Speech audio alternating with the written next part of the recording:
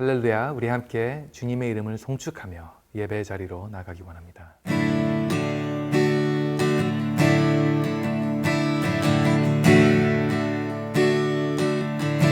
내 평생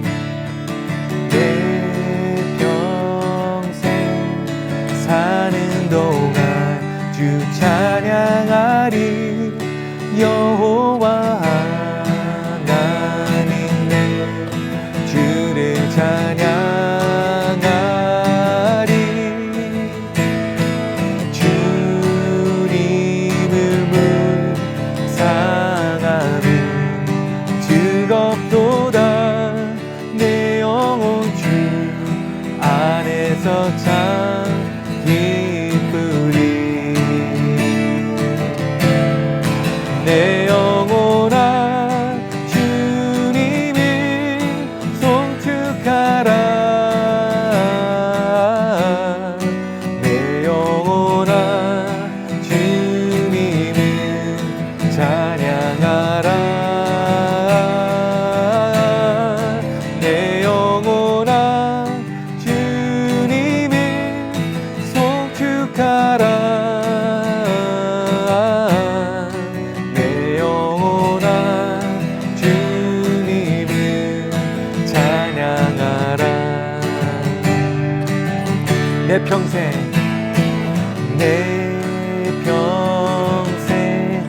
사는 동안 주 찬양하리. 여호와 하나님 내 주를 찬양하리.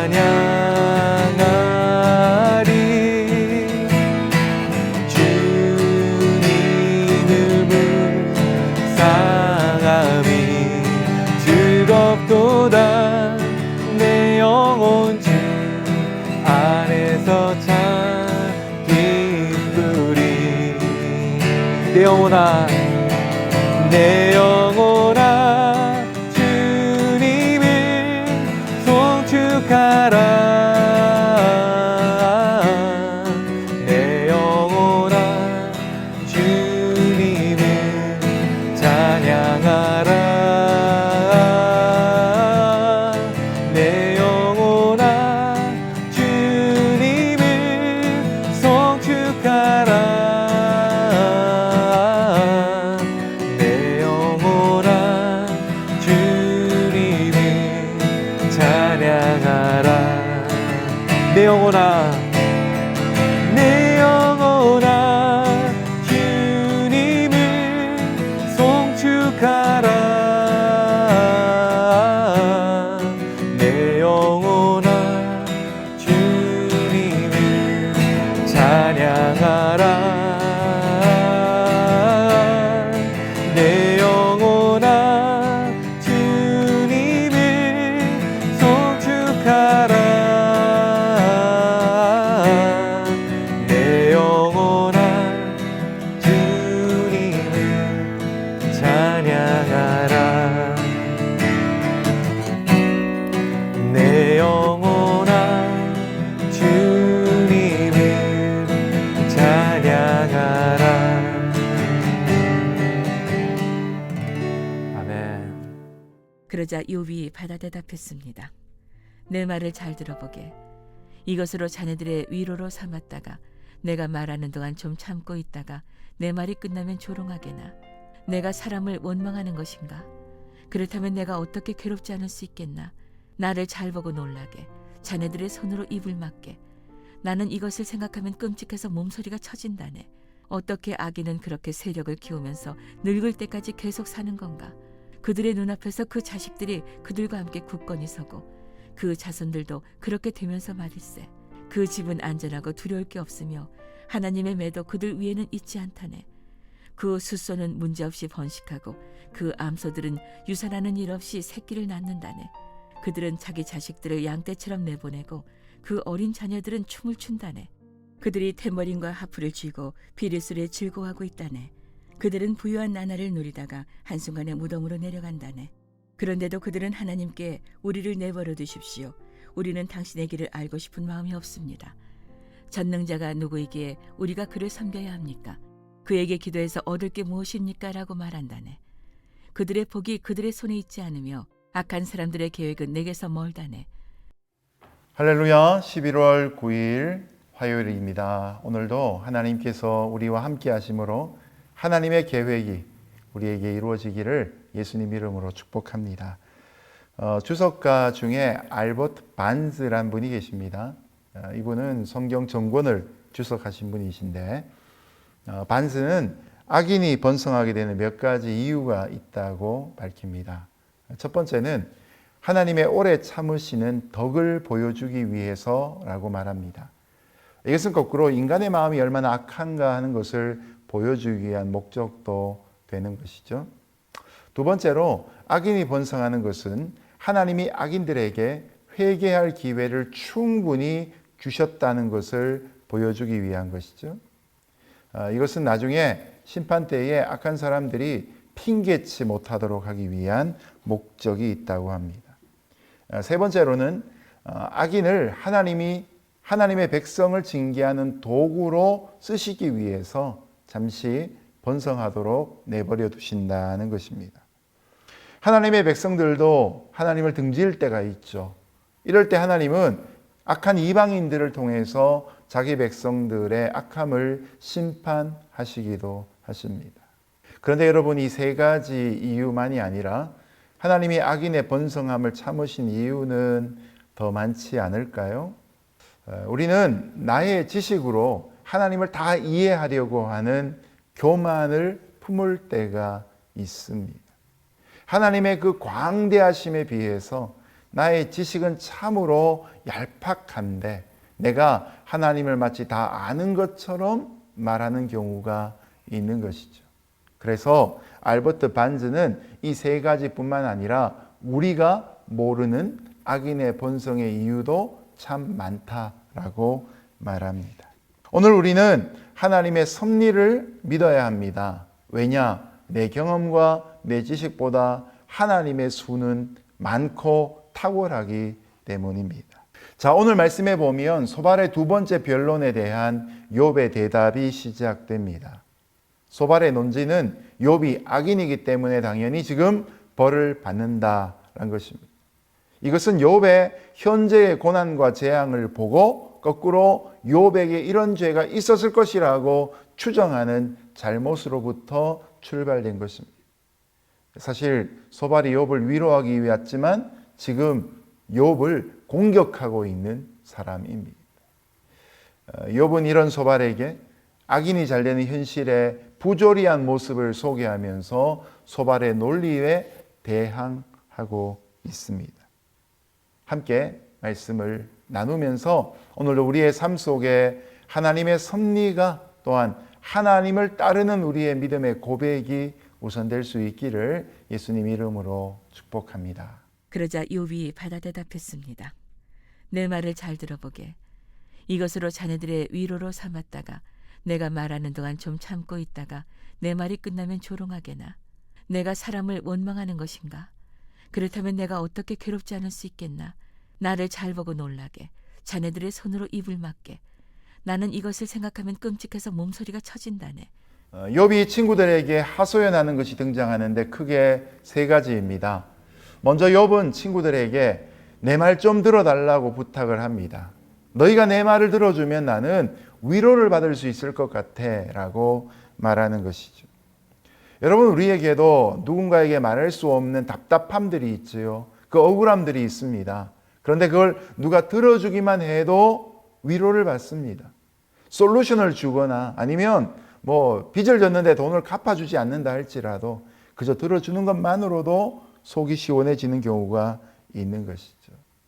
우리도 누군가의 말을 들어주고 그 사람의 아픔을 공감해줘서 힘이 될 수 있는 사람이 되면 참 좋겠습니다. 두 번째로 욥은 친구들에게 자기의 말을 들어본 후에 자신을 조롱하라고 말합니다. 조롱하는 걸 참을 수 있긴 한데 말을 좀 다 들어주고 난 다음에 선청취 후 책망하라고 말하는 것이죠. 그러면 내가 너희들을 원망하지 않겠다는 것입니다. 욥이 이렇게 할 수 있는 것은 자기가 말하고 있는 일들에 대한 확신이 있었기 때문입니다. 여러분, 우리도 무언가를 말할 때 겸손하면서도 욥처럼 담대하게 말할 수 있기를 바랍니다. 세 번째로 욥은 친구들에게 자기 고통에 대해서 숨기지 않고 말하겠다고 이야기합니다. 그리고 그것을 보여줍니다. 사실 욥이 자녀들과 종과 재산을 잃고 병이 날 때까지 또 그 과정을 다 기억한다는 것은 욥에게는 몸소리가 쳐지는 일들입니다. 그런데 이런 이야기까지 하면서 욥은 친구들에게 침묵해달라고 요청하고 있는 것이죠. 친구들이 안 당해봤으니까 위로하는 듯 하다가 책망하고 있는 것이 너무나 부당하다고 욥이 느끼고 있는 것이죠. 먼저 공감할 수 있어야 그 사람의 벗이 될 수 있고, 진짜 벗이라면 오히려 침묵할 수 있어야 한다는 것을 배우게 됩니다. 그런데 욥이 이 친구들에게 이렇게 하소연하는 것처럼 보이는 이 본문은 사실 사람보다도 하나님을 향하고 있는 기도라고 할 수 있습니다. 왜 그런 경우 있지 않습니까? 우리가 혼자 독백하는 것 같은데 사실은 하나님 앞에 기도하고 있는 것이고요. 하나님을 막 원망하고 있는 것 같고, 때로는 나한테 해코지한 사람에 대해서 막 저주하고 있는 것 같은데 그것이 기도가 되는 경우가 있습니다. 여러분, 이것이 바로 시편이 만들어지게 된 배경이 되는 것이죠. 욥은 지금 하나님이 주신 고난 중에 있다는 것을 그 누구보다 잘 알고 있습니다. 그래서 그의 현실은 빠져나올 수 없는 웅덩이 속에 갇혀 있다 할지라도 여전히 하나님을 신뢰하는 모습으로 나타나고 있습니다. 욥이 하나님의 처사에 대해서 다 이해하는 것은 아닙니다. 그럼에도 불구하고 욥은 하나님에 대한 믿음을 지키고 있는 것이죠. 우리에게 고난이 찾아오는 것은 문제가 아닐 수 있습니다. 더 중요한 것은 고난 중에 기도해야 한다는 것이죠. 우리가 고난의 이유를 알지 못해서 답답할 때에도 우리는 하나님을 계속 사랑해야 할 것입니다. 그리고 계속 기도해야 할 것입니다. 하나님은 사랑하는 자에게 고난도 주시고 피할 길도 주시기 때문이지요. 반면에 하나님은 사랑치 않는 자에게는 그가 죄를 지어도 내버려 둔다는 사실을 기억해야 할 것입니다. 오늘 사람에게 하소연하지 않고 하나님께 하소연하며 그 고백과 하소연이 기도가 될 수 있기를 예수님 이름으로 축복합니다. 어떻게 아기는 그렇게 세력을 키우면서 늙을 때까지 계속 사는 건가? 그들의 눈앞에서 그 자식들이 그들과 함께 굳건히 서고 그 자손들도 그렇게 되면서 말일세. 그 집은 안전하고 두려울 게 없으며 하나님의 매도 그들 위에는 있지 않다네. 그 숫소는 문제없이 번식하고 그 암소들은 유산하는 일 없이 새끼를 낳는다네. 그들은 자기 자식들을 양떼처럼 내보내고 그 어린 자녀들은 춤을 춘다네. 그들이 탬버린과 하프를 쥐고 비리술에 즐거워하고 있다네. 그들은 부유한 나날을 누리다가 한순간에 무덤으로 내려간다네. 욥은 새 친구가 주장하는 논리를 따라서 현실에서는 결코 설명될 수 없는 난제들이 있다고 말합니다. 그 예를 몇 가지 제시하는데요.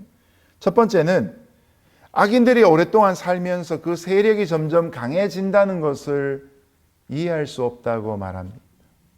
바로 욥의 친구들, 특별히 소발이 했던 말을 보면 악인은 심판받아 끊어지게 될 것이다 라는 말이 있었기 때문입니다. 구체적으로 욥은 악인의 자손과 그 후손들이 나중에는 번창했다는 것 또한 지적합니다.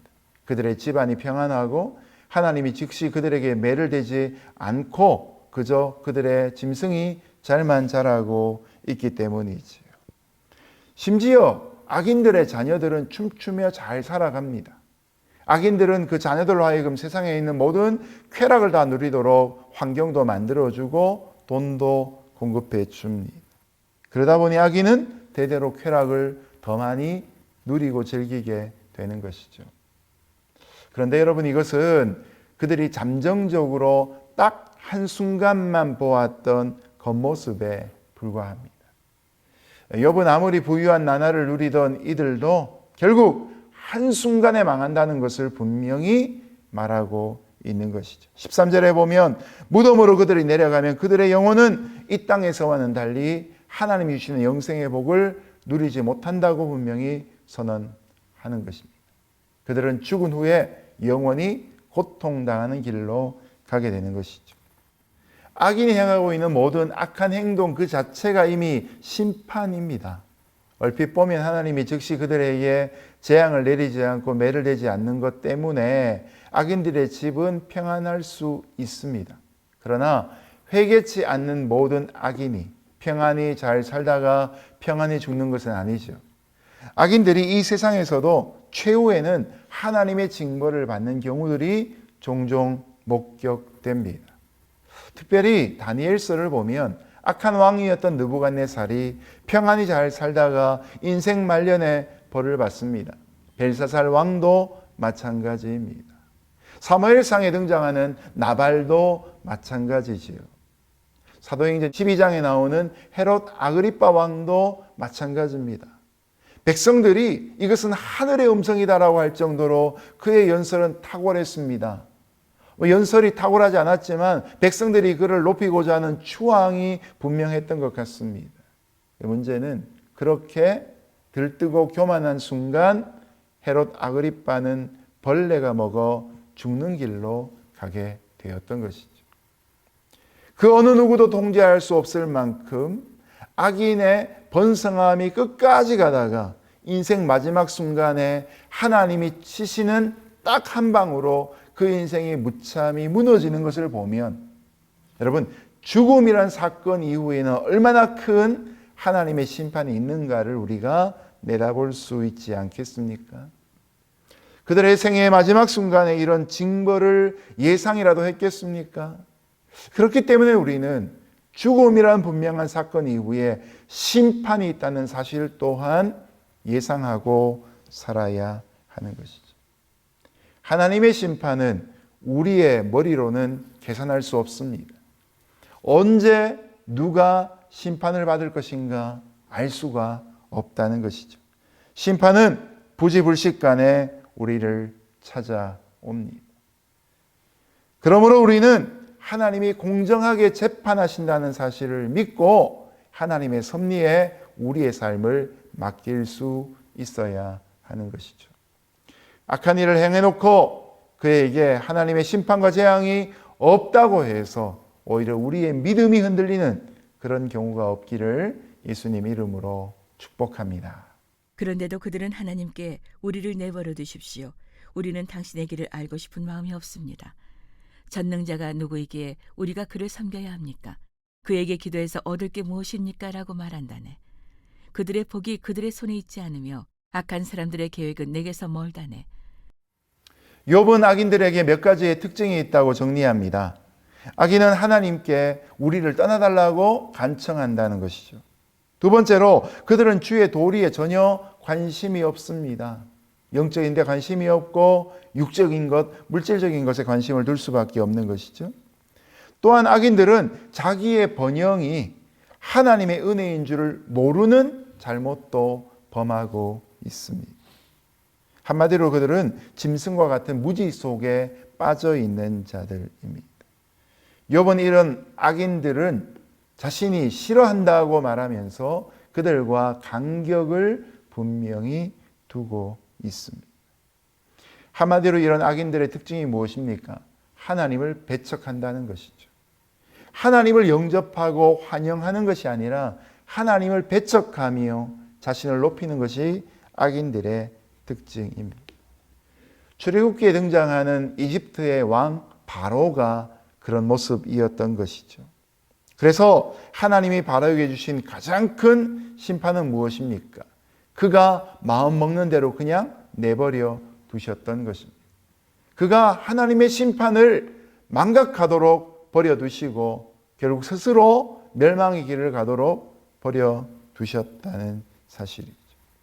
악인은 하나님의 크신 긍휼하심 때문에 자기에게 닥칠 심판이 연기된 것인 줄 모르고서 그저 자신이 잘났다고 죄를 안 지어서 그렇다고 그래서 형통한 것이 자기 능력이라고 착각하며 살아갑니다.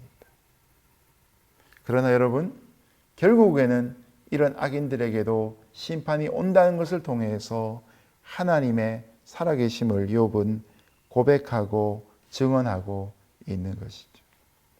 악인들이 자기들의 성공이 자신들의 힘으로 이룬 것이라고 주장하는 것에 대해서 욥은 결코 용납할 수 없다고 선언하고 있습니다. 특별히 16절에서 계획이란 단어가 중요합니다. 악한 사람들의 계획은 내게서 멀다네라는 고백 속에 나오는 이 계획은 한마디로 인생관을 의미합니다. 여러분, 그리스도인들이 걸어가야 될 인생의 길과 세상을 의지하고 자기를 의지하는 악인들이 걸어가는 인생관은 결코 같을 수가 없습니다. 욥은 세상을 의지하고 물질을 의지하고 자신을 의지하는 이런 악인들과는 다른 하나님을 믿는 인생관으로 살아가던 사람이었습니다. 그러므로 욥은 악인들과는 달리 하나님의 은혜를 기대며 살아가는 사람입니다. 마땅히 심판받을 사람이지만 하나님의 은혜로 용서를 받고 마땅히 빈몸으로 왔다가 그저 빈몸으로 갈 수밖에 없는 존재이지만 하나님이 자신에게 재물을 맡겨주신 것이고 자녀를 잉태하고 생산할 수 있는 능력이 자신에게 없지만 그러나 하나님이 자신에게 청지기처럼 자녀들을 맡겨주시고 키울 수 있는 특권을 주신 것도 은혜다라고 고백하고 있는 것이죠. 그러고 보면 우리 인생 속에 하나님의 은혜 아니고 이루어진 것이 그 무엇이 있겠습니까? 하나님이 자신에게 복을 주신 분이신 것을 확신하는 만큼 욥은 하나님에게 받는 고난까지도 기꺼이 감당하고자 하는 모습이 바로 욥기 전체에서 나타나고 있는 것이죠. 오늘 우리는 하나님을 창조주로 인식해야 할 것입니다. 우리 구세주로 또한 예수님을 고백해야 할 것입니다. 분명히 그것만큼이나 하나님을 공경하며 높이며 신뢰하며 살아가는 삶이 필요할 것입니다. 여러분, 불신은 그 자체가 이미 큰 심판이라는 사실을 기억하며 우리에게 있는 이 믿음과 신앙이 철저히 하나님의 은혜로 주어진 것임을 깨닫고 고백할 수 있는 귀한 성도 되시기를 주님 이름으로 축복합니다. 이제 말씀을 맺겠습니다. 세상에서 가장 큰 크리스천의 시험은 악인의 번성함입니다. 그런데 악인의 이런 형통을 부러워한다면 나는 아직까지도 하나님의 자비하심이나 은혜에 대해서 깨닫지 못한 사람일 수 있는 것이죠. 하나님의 은혜가 세상의 모든 부조리보다 더 놀랍고 탁월한 하나님의 섭리입니다.